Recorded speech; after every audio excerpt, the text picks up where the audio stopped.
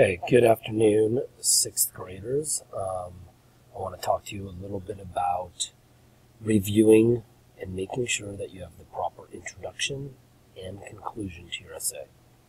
Now, let's focus in on the introductions. So I'm going to zoom in a little bit here.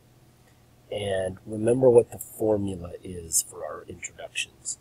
We have the grabber, the linking sentence, and the thesis statement. The thesis statement is super important. It is the sentence that drives your essay. Now, in the very first example, you'll notice that I used, for my grabber, a quote by Rudyard Kipling, a famous English writer.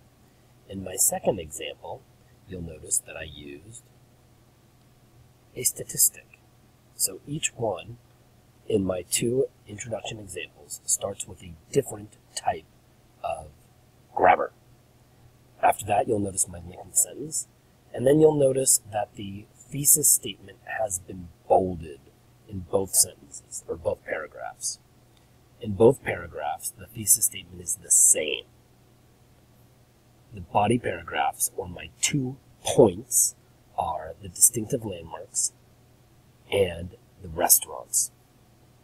So once again, you'll see body paragraph right there, distinctive landmarks, and you'll see another body paragraph right there, restaurants. You will notice that I only include one of my chunk topics.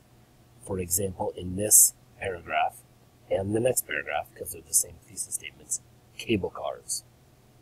So please read through these 2 example introductions, and please make sure that your introductions are following this formula. For your conclusions, the formula for the conclusion is down here in blue. The conclusion begins specific and ends general. The topic sentence should summarize what was said in the thesis statement. Refresh the thesis by rephrasing it.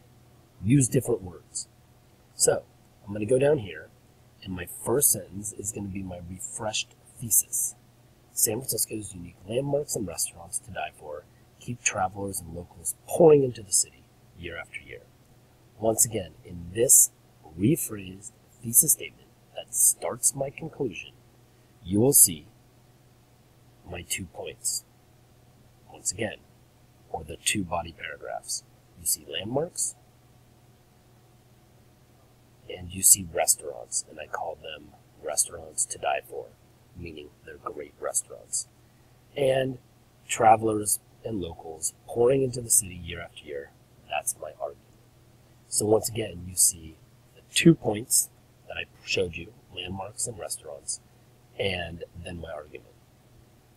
After that, you then give the supporting sentences that should summarize what was said in the body of the essay.